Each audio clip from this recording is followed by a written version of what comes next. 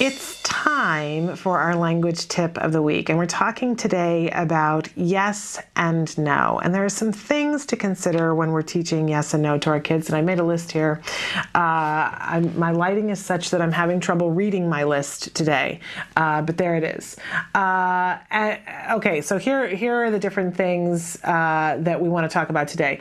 We talk about establishing operations. It's really important when we're teaching yes and no to be very mindful of what we're establishing. So if we're in a circumstance where we're trying to teach for a child to say yes to something, so I say, do you want juice? And that's my target is that I want the child to say yes. Okay? And so I'm saying to the child, do you want juice? I have to be mindful of how much juice has this child had recently? I got to set myself up for success. So I either want to set up a state where the child hasn't had juice if I want them to answer yes, or if my target is teaching no, then I want to be able to set up a circumstance in which the child is going to say no to something. Why would a child ever say no to juice? They would say it if they'd already had a bunch of it, right? So I want to make sure that whatever my target is, I've set up a state around in the environment, an establishing operation, an EO, as they call it, that's going to make me more likely to be successful. And we'll talk about that as either being something we've set up a state of deprivation or of satiation. And you'll hear people talking about that. So, all we need to understand is if I want them to say yes, then it has to be something that they haven't had tons of access to. And if I want them to say no, I want it to be something that they've had their fill of or that they don't like. And so our next clue is to start with highly preferred objects or highly aversive objects. So, if I want the child to say yes, and we're not trying to torture anybody, let's be 100% sure about that. So this is not about, doing something that's painful or horrible or whatever. But if we want the child to say yes to something, then I'm not going to stand there and offer them chocolate milk if they hate chocolate milk. And yes, there are some people who hate chocolate milk.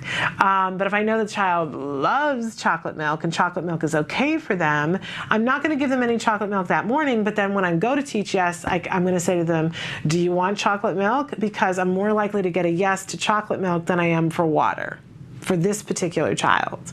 But likewise, we've seen in the videos with Jack Riley that he loves to eat bananas chopped up, but a banana whole and in the skin is upsetting to him. For whatever reason, he doesn't want a banana. So I know that if I said to him, do you want a banana? I'm more likely to get a no, and I'm more likely to get him to say no for that. So we start with highly preferred or things that aren't preferred. And we have aversive, but don't think in terms of connotation of something that's just horrible, right? We don't want to upset them. We want to carry out wrong responses. A lot of times we talk about, trying to response block so we don't get a wrong response, or not paying any attention to wrong responses. But when we're teaching yes and no, we want to be 100% clear, and we got to keep our consequences clear. So if I'm sitting there, and a lot of times when kids are starting out, they don't know what yes means. They don't know what no means. They really don't. So we want to teach them. So if I'm standing there with a highly preferred object, it's applesauce, and the child loves applesauce, and they haven't had applesauce today, and I say, do you want applesauce? And I'm going to wait to see if the child responds. I might prompt and say yes in the beginning, right? But at some point I'm going to be teaching no too. So, and I'm teaching them to, it's on here as well, that we want to encourage nodding, to say yes and no, to get the gesture with it, right? Hand in hand, encouraging it. Doesn't have to happen, but we want to encourage it. But so if I say to the child, do you want applesauce? And the child says no, then I go, okay, and I want to remove the applesauce. That may not be what the child meant, right? The child is learning yes and no and can't discriminate between the two of them, and so the child may start to fuss. So I've taken it away, so the consequence for saying no is you don't get it, right? And so the child might start to fuss. Now I can reintroduce the question and say, do you want applesauce? And I might prompt and say yes, and when the child does, they get the applesauce, right?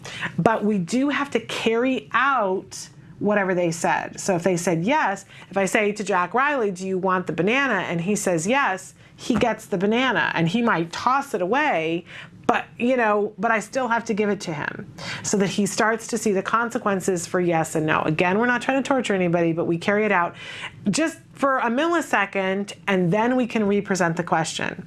Do you want the banana? Say no. Okay, no banana, right?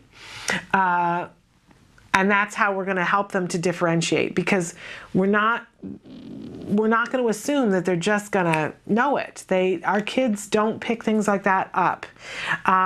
Okay, I mentioned before, we're going to encourage nodding with every response. So we're going to model it, and we're going to, if they understand receptively, we can say, nod your head and say yes, yes. Or no, right? We really want to encourage and reinforce modeling.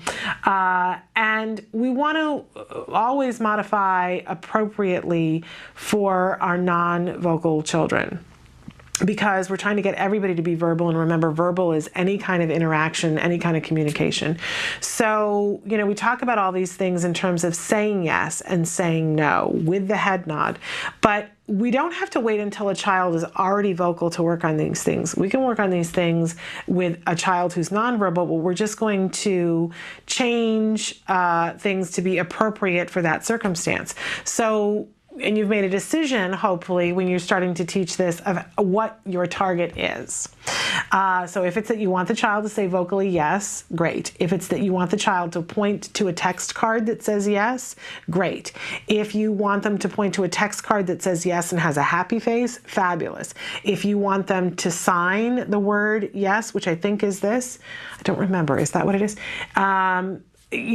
But decide beforehand what the target is that's appropriate for this individual child, and that's what you teach each time. It's just fill in the blank. Imagine it if I was saying, okay, we're going to teach this to a child in Spanish. Obviously, we may not teach them yes, we may teach them sí. If we're going to teach it in French, we're going to teach it oui. These are all different languages. So signing or pointing to an icon or pushing a button on a computer, those are other languages too. But you just need to be clear about what is the target. And we want some sort of functional communication that gives the child the ability to say yes or no to something.